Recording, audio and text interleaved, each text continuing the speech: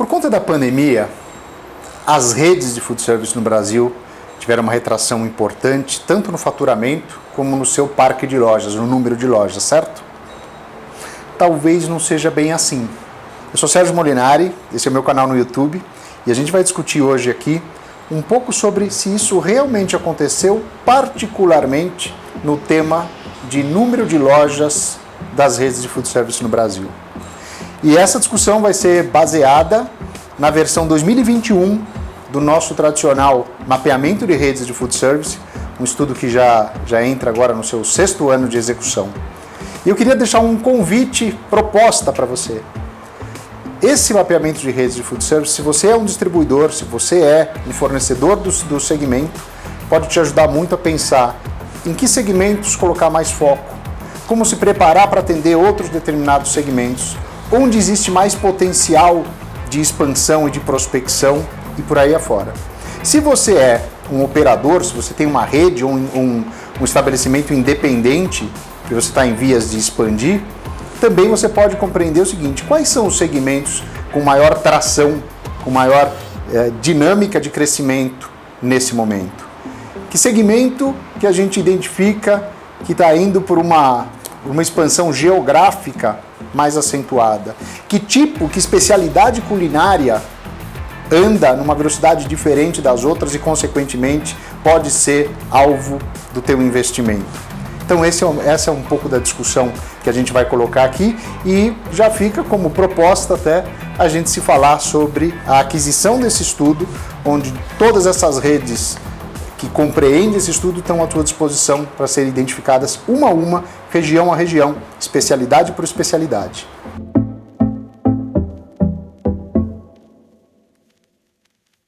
Antes disso, vamos só falar 2 ou 3 linhas sobre o próprio estudo. Ele foi feito agora entre janeiro e fevereiro de 2021, ou seja, ele é absolutamente atual e compara com a leitura feita no ano passado, nesse mesmo momento de mercado. A gente identificou próximo de 700 redes no Brasil, a partir de 3 lojas por rede, sem falar dos gigantes que não fazem parte disso, porque todos conhecem os McDonald's, Burger Kings, Bob's, Girafas e Habib's da vida, mas não necessariamente muitas dessas outras 700 redes. E a gente deu um zoom para essa análise que a gente vai compartilhar aqui com você. A gente fez um zoom em 535 dessas redes, que são redes que têm, nesse ano e no ano passado, pelo menos 5 lojas. Então a gente se permitiu fazer uma comparação dentro de um parque comparável de redes com esse número mínimo de lojas para poder fazer uma análise consistente, parruda e que possa efetivamente te entregar respostas. Então agora, vamos fazer o seguinte: a gente vai entrar nessa análise em 2 dimensões. Uma dimensão regional e uma dimensão de especialidade ou de segmento de produto. Em linhas gerais, o que é que aconteceu com o país? Então, lembra que a gente falou logo no comecinho sobre surpresa ou não é bem assim? Pois é, o que não é bem assim? A gente identificou nesse grupo de 535 redes 15.631 lojas, um número importante de lojas. Mas o mais importante, um crescimento de 3,9% do número de lojas dessas redes desse ano comparado ao ano passado. Então, diferente das previsões até da nossa própria, confesso, a nossa própria expectativa para esse ano, o parque de lojas das redes, não estou discutindo as gigantes, mas de todas as outras, o parque de lojas das demais redes cresceu. E que se por um lado eu tenho um mercado que não cresceu em volume, em faturamento, se eu vejo as lojas numa quantidade maior, eu posso imaginar que para o futuro essas redes já estão melhor posicionadas para quê? Para um processo de recuperação que muito em breve começa a andar, assim que a questão de vacinação e pandemia começa a se resolver um pouco melhor, e deve ser um processo de recuperação de vários anos. Lembrando que a gente só deve voltar ao tamanho de mercado de 2019 lá para 2023. Então, quem estiver bem posicionado, e aqui o que a gente está vendo é, as redes estão bem posicionadas em termos de parque de lojas, quem estiver bem posicionado vai surfar esse processo de recuperação de uma forma importante. E agora vamos falar um pouco sobre regiões. Primeiro destaque, mais quantitativo, é onde é que está a maior parte das redes e de onde vem a maior parte das lojas do Brasil? Estado de São Paulo. 47% de todas as redes do Brasil tem base no estado de São Paulo. Praticamente metade do número de redes tem origem, tem sede aqui no estado. E essas redes representam 61% de todas as lojas que estão espalhadas no território brasileiro. Ou seja, não só é metade do número de redes, como é mais de 60%, elas produzem mais de 60% das lojas que existem no Brasil. Mas esse é um destaque quantitativo, número de lojas, número de redes. Mas vamos falar um pouco de crescimento. Estado de São Paulo e o restante do Sudeste, que são o grande motor, a grande parcela do food service brasileiro, o que a gente encontra por aqui é uma média de crescimento do número de lojas de 3,9%. Coincidência ou não, exatamente a mesma variação que aconteceu na média Brasil. Ou seja, se o Sudeste tem a mesma média Brasil, significa que algumas outras regiões devem ter crescido e outras devem ter retraído. E onde está o maior crescimento? Se o Sudeste é igual ao Brasil, onde está o maior crescimento do Brasil? Região Sul. 10% de crescimento do número de lojas das redes baseadas no Sul. Esse é o grande destaque de crescimento. Onde é que a gente tem retração? Região Norte, região Centro-Oeste. São as duas regiões do Brasil que tiveram quedas significativas, são variações negativas do número de lojas em relação ao ano passado, e o Nordeste complementando, que está pau a pau com o ano passado, igual. Número de lojas das redes do Nordeste esse ano, mesmo número de lojas do ano passado, 0% de variação. Tá? Então, destaque positivo, Sul.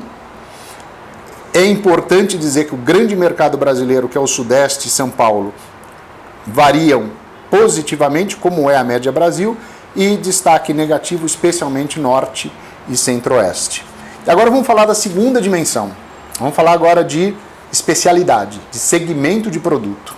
Quando a gente fala de produto, acho que o primeiro destaque quantitativo, da mesma forma que a gente falou de São Paulo lá sobre regiões, mas quando a gente fala de especialidade, o primeiro destaque é 1/3 das redes do Brasil, mais de 50% das lojas do Brasil são lojas e são redes caracterizadas pela venda de sorvete, açaí, café e snacks.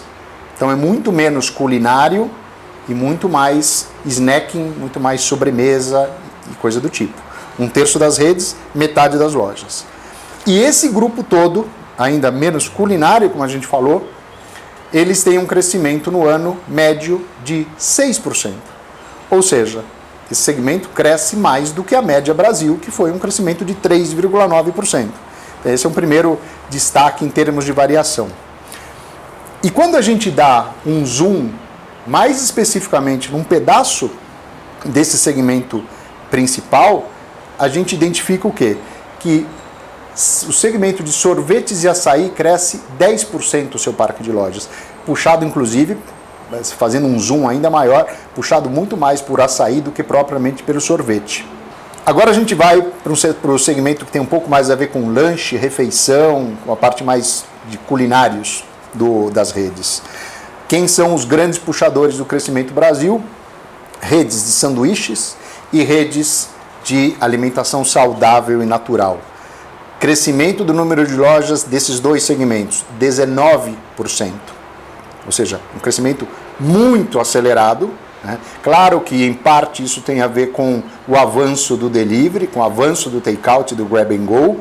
Isso tem a ver também com o avanço da preocupação e do hábito de se alimentar de uma forma mais saudável e natural, por outro lado.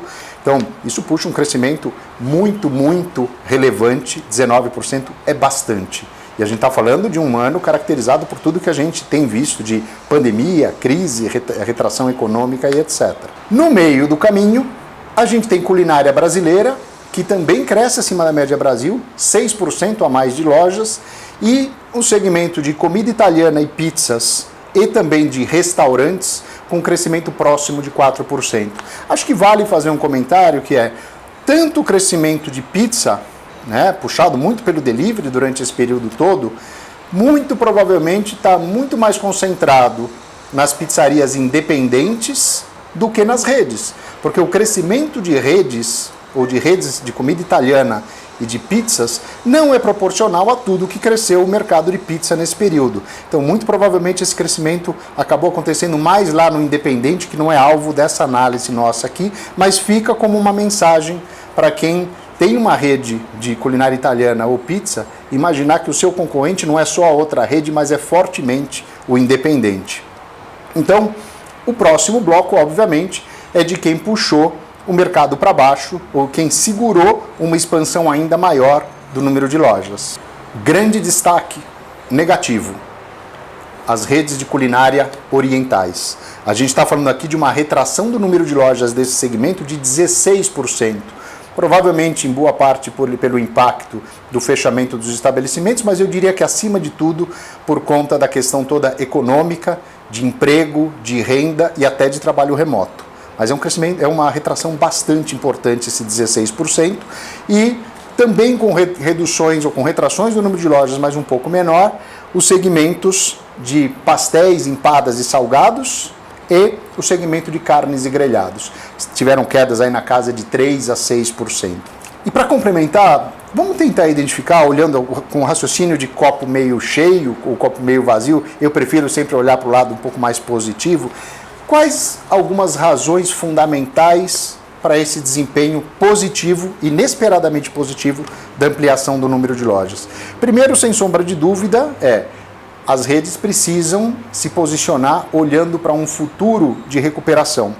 E nesse sentido, as redes, eu acho que têm uma capacidade e uma visão mais privilegiada. Por quê? Porque elas sabem que o nosso mercado de alimentação é um mercado muito cíclico. Se ele passa por um período de retração importante, como a gente viveu, seguramente vem um ciclo, que pode ser um ciclo longo. A expectativa da gente é que a gente tenha um ciclo superior a 3 anos de recuperação, e aí vale a pena se posicionar para quanto antes melhor se aproveitar dessa recuperação. Eu acho que um outro ponto muito importante também é a questão da capacidade de adaptação a novos cenários, a novas circunstâncias de operação, e você rapidamente conseguir se movimentar e dar respostas ao novo quadro de como operar, de como atender, de como vender, de como conviver com as finanças e etc. Na sequência disso, um ponto que eu acho que vai fazer parte cada vez mais do desafio da rede, que é a capacidade de se adaptar a uma enorme transformação digital que pega não só os modelos de venda, que a gente fica pensando muito nos aplicativos, no delivery, etc., mas existe uma inundação de impactos da tecnologia nos negócios que vão da venda, passando pela entrega, passando pela operação, pelo atendimento, pela gestão e assim por diante. Depois eu diria que uma característica, já que a gente falou do delivery, uma característica de viajabilidade do que cada rede faz, seja pelo produto ser mais adequado para viajar, entre aspas, né? Viajar no delivery, no take-out, no grab and go, etc., seja pelas próprias soluções de embalagem e, obviamente, por aquilo que o consumidor demanda para comer fora do estabelecimento. Tá? E eu diria que outros últimos 2 pontos. Uma capacidade de interpretar os impactos da redução de emprego, os impactos da perda de poder aquisitivo, os impactos de outros movimentos, como, por exemplo, do trabalho remoto, e criar soluções, produtos, embalagens, abordagens comerciais, etc., para atender essas situações, mesmo que sejam durante um período de transição, de ajuste de sociedade e de economia. E eu acho que, como qualquer empresa, eu acho que a habilidade e a atenção para entender o consumidor, entender os seus movimentos, as suas transformações, as suas necessidades e ir ao encontro daquilo que ele já está manifestando e interpretar quais são os próximos movimentos do mercado. Então, essa é a análise que eu queria compartilhar com vocês a partir do mapeamento de redes de food service. Seria um prazer discutir sobre esse estudo com vocês, colocar à disposição da tua empresa. E se isso teve utilidade para vocês, obviamente, peço outra vez aqui, deixa o teu like, compartilhe o vídeo, deixa um comentário lá no YouTube para que a gente possa te responder. e eu desejo que no ano que vem a gente traga uma versão 2022 desse mapeamento com ainda mais evolução, ainda mais crescimento. Muito obrigado.